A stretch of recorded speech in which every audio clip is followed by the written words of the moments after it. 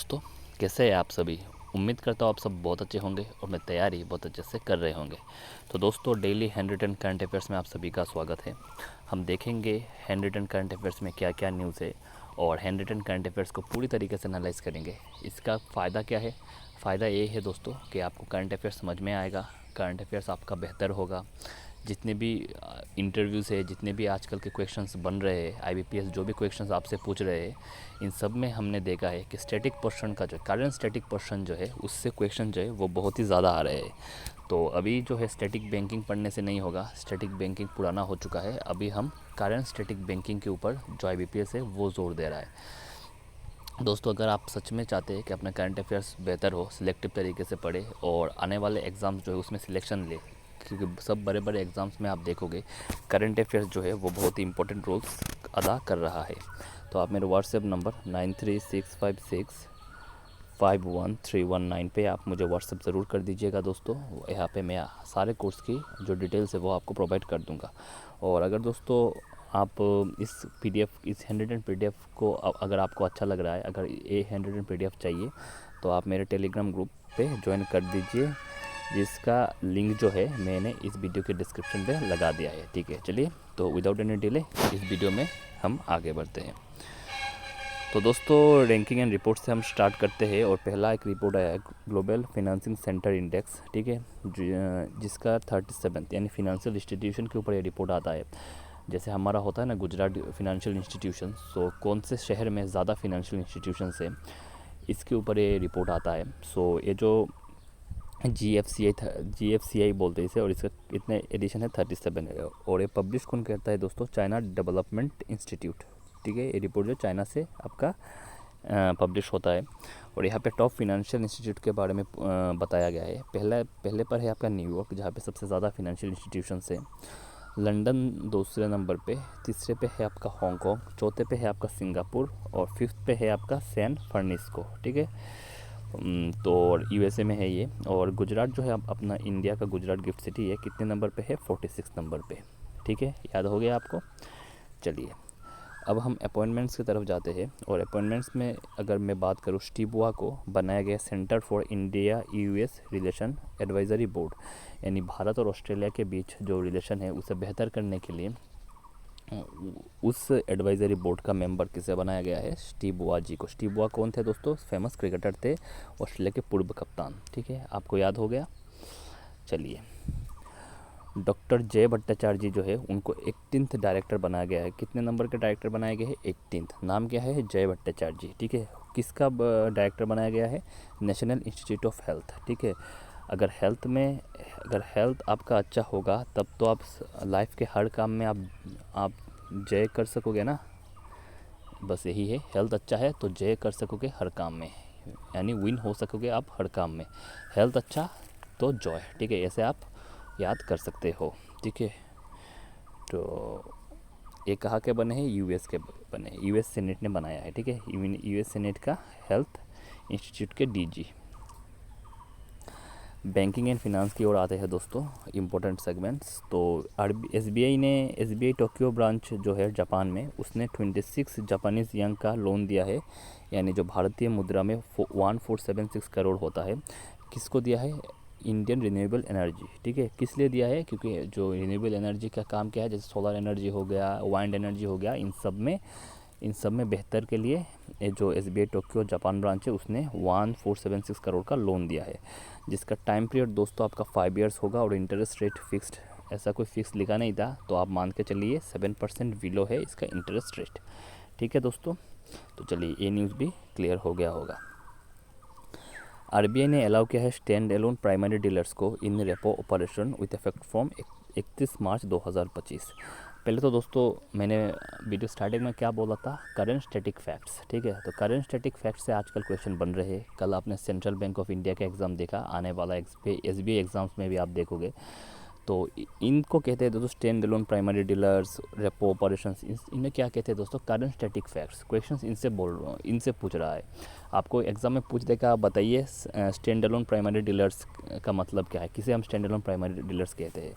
तो देखिए दोस्तों, स्टैंड एलोन प्राइमरी डीलर्स ये होते हैं, जैसे कि ये है आपका एक बैंक है पंजाब नेशनल बैंक, ठीक है दोस्तों हैं।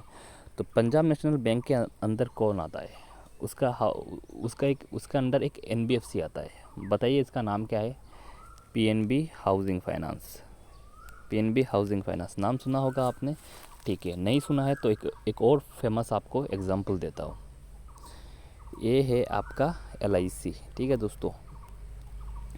और एलआईसी का कौन है? एलआईसी एचएफएल, जिसका असिस्टेंट का रिक्रूटमेंट कुछ दिन पहले आया था।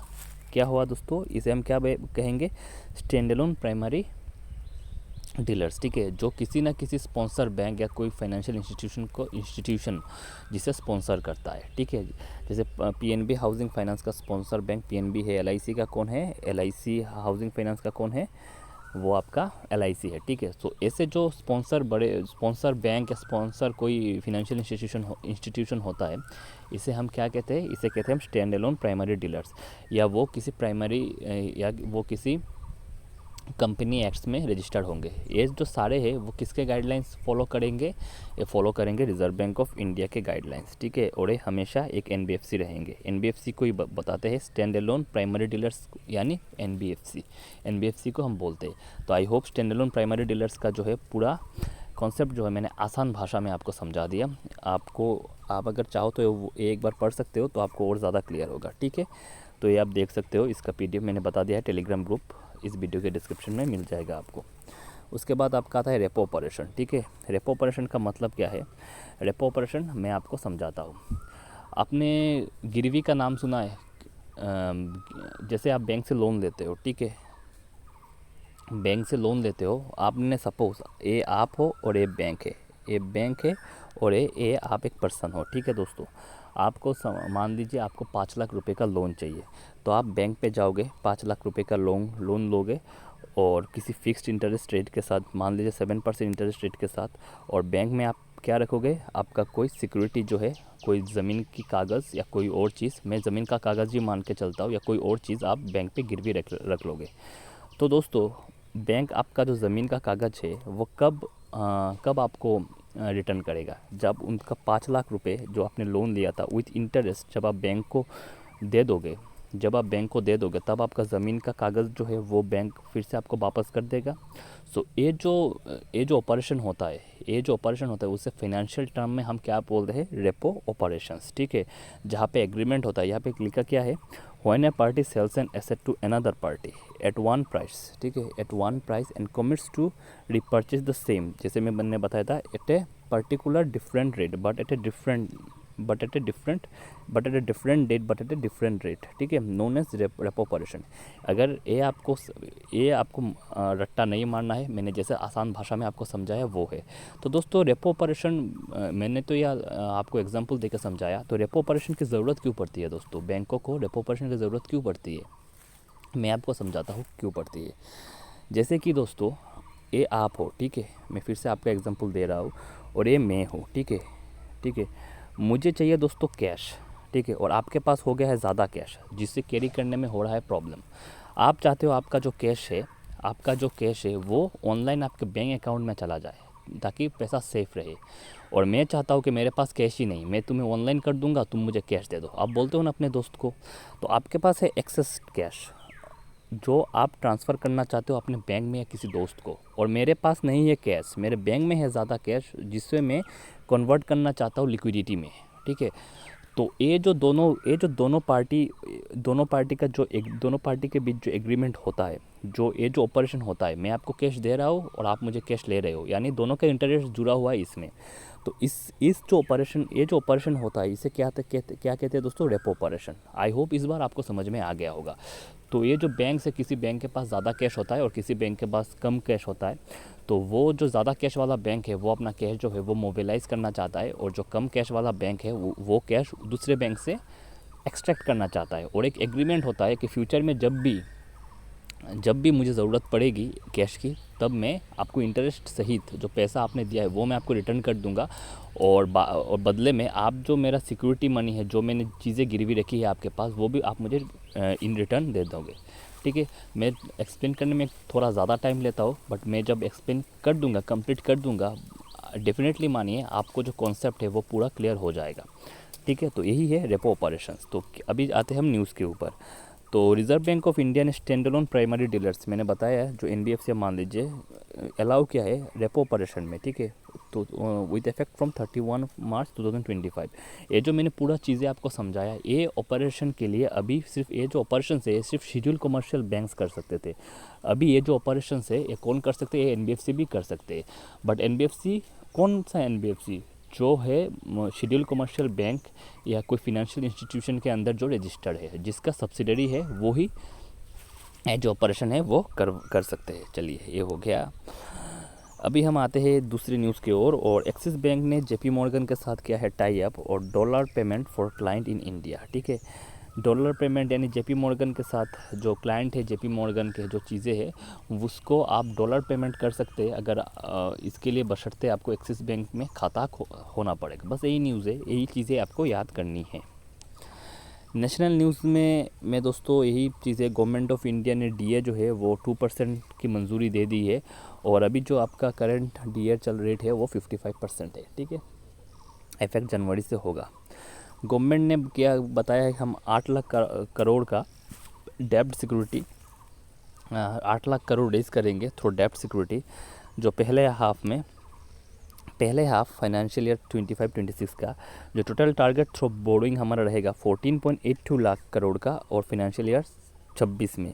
डेब्ट सिक्योरिटी का मतलब क्या है? It is a fixed income security obligating the issuer to repay the principal amount with interest at a specified rate and time. कुछ समझ में आया? नहीं समझ में आया, क्योंकि ये किताबी भाषा है। अब मेरे भाषा में समझो। ये सारे क्वेश्चन जो है वो आपके एसबीआई में पूछेंगे, एसबीआई पीओ में पूछेंगे, एसबीआई क्लर्क में पूछ सकता है। इन सारे न्यूज़ जो है, क्योंकि ये न्यूज़ में है, ठीक है, ऐसा कोई नहीं बताएगा। तो मैं आपको बताता हूँ कैसा। डेब्ट सिक्योरिटी, आपका एक दुकान है, ठीक है। जिस दुकान में आप क्या बनाते हो दोस्तों? आप इस दुकान में सपोज मान लो रसगुल्ले बनाते हो, ठीक है। रसगुल्ले आप बनाते हो, कोलकाता में बहुत फेमस है रसगुल्ले, और मैं रसगुल्ले को देके मैं एग्जांपल दे रहा हूँ। और आपका रसगुल्ला जो है वो बहुत ही फेमस है और वो बहुत सेल होता है आपका रसगुल्ला, ठीक है। अभी आपने सोचा कि ये जो बिज़नेस है इसमें बहुत ज़्यादा प्रॉफिट है और मैं इसे करना चाहता हूँ एक्सपांड। मान लीजिए आप आज के डेट में 100 रसगुल्ले बनाते हो और आप सोच रहे हो अगले महीने से आप 500 रसगुल्ले बनाओगे। ये जो 100 से 500 जाने में आपको कुछ पैसे की ज़रूरत होगी, ठीक है। आपको चाहिए होगा इन्वेस्टर, क्योंकि आपको तो पता है कि रसगुल्ला का क्वालिटी मेरा बहुत अच्छा है, रसगुल्ले की क्वालिटी मेरा बहुत अच्छा है। सो मैं पूरा श्योर हूँ ये जो रसगुल्ला है ये 500 रसगुल्ला सेल हो जाएगा हर डे में। तो मैं 500 रसगुल्ले एक्सपांड करने की सोच रहा हूँ। तो इसके लिए मुझे दोस्तों चाहिए इन्वेस्टर। तो मैं गया कहा इन्वेस्टर के पास, और इन्वेस्टर को जाके बोला कि आप मुझे 1,000 रुपये दो, 1,000 रुपये दो, मैं आपको उस दिन में विथ इंटरेस्ट मैं आपको रिटर्न कर दूंगा। तो उसने बोला ठीक है आप तो रिटर्न कर दोगे, बट इसके लिए तो कोई सिक्योरिटी देना होगा। तो आपने कोई ना कोई सिक्योरिटी उस इन्वेस्टर को दे दिया, ठीक है दोस्तों। तो वो जो आपने सिक्योरिटी दिया उसे हम क्या बोलते हैं? डेब्ट सिक्योरिटी। क्योंकि आप कन्फर्म हो कि आपको 500 जो आपका वो है रसगुल्ले है वो तो सेल हो जाएगा, तो आपने कुछ सिक्योरिटी के बदले उनसे पैसा लिया। तो ये जो कॉन्सेप्ट है इसे हम कहते हैं डेब्ट सिक्योरिटी। एक और टर्म होता है दोस्तों, मैं आपको एक और चीज़ क्लियर करता हूँ। एक होता है इक्विटी, ठीक है। इक्विटी का मतलब क्या है? डेब्ट ये और इक्विटी दोनों दो होता है, ठीक है। इक्विटी का मतलब क्या है? आपका एक बिजनेस है, 100 रसगुल्ले बनाते हो, ठीक है। आपको इसे 500 करना है, बट आप श्योर नहीं हो कि आपका जो क्वालिटी है रसगुल्ला की क्वालिटी है, या जो 500 रसगुल्ला आपका होगा वो प्रॉफिट में जाएगा या लॉस में जाएगा। आप थोड़ा डाउट पे हो, ठीक है दोस्तों। तो डाउट पे हो तो आप क्या करोगे?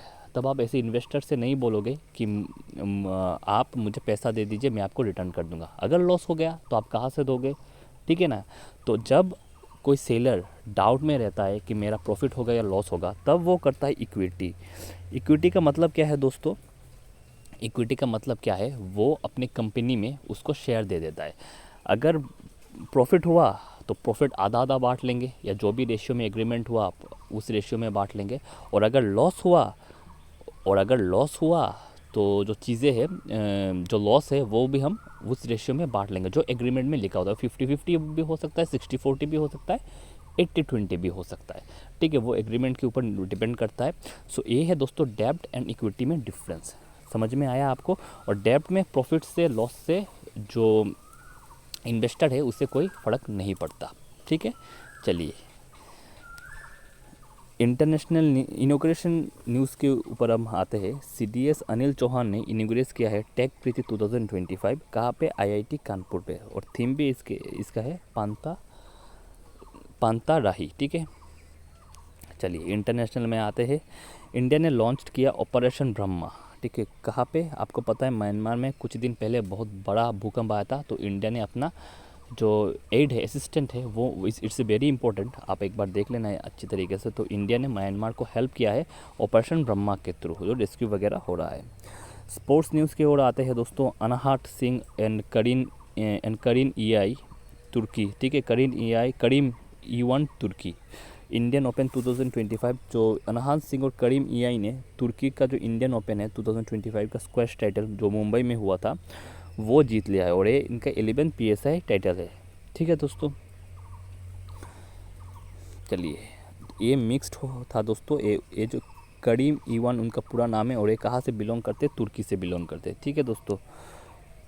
चलिए नेक्स्ट जाते हैं, अवार्ड्स की ओर जाते हैं। ये भी बहुत ज़्यादा इंपॉर्टेंट है। ये पंजाब एंड सिंध बैंक ने टॉप किया है विंस्टॉप इम्प्रूव्स, ठीक है। टॉप इम्प्रूव्स अवार्ड जो है पंजाब एंड सिंध बैंक ने जीता है इस 6.0 रिफॉर्म इंडेक्स में। और इसका जो है पंजाब नेशनल बैंक का कौन है MD CEO? सौरभ कुमार साहा, ठीक है। तो ये चीज़ जो है आपको जानना होगा। पंजाब एंड सिंध बैंक ने टॉप इम्प्रूव्स अवार्ड जीता है, जो इस 6.0 जो है उसके रिफॉर्म के लिए उस इंडेक्स में उनको मिला। और इसके MD CEO का नाम कौन है? सौरभ कुमार शाह।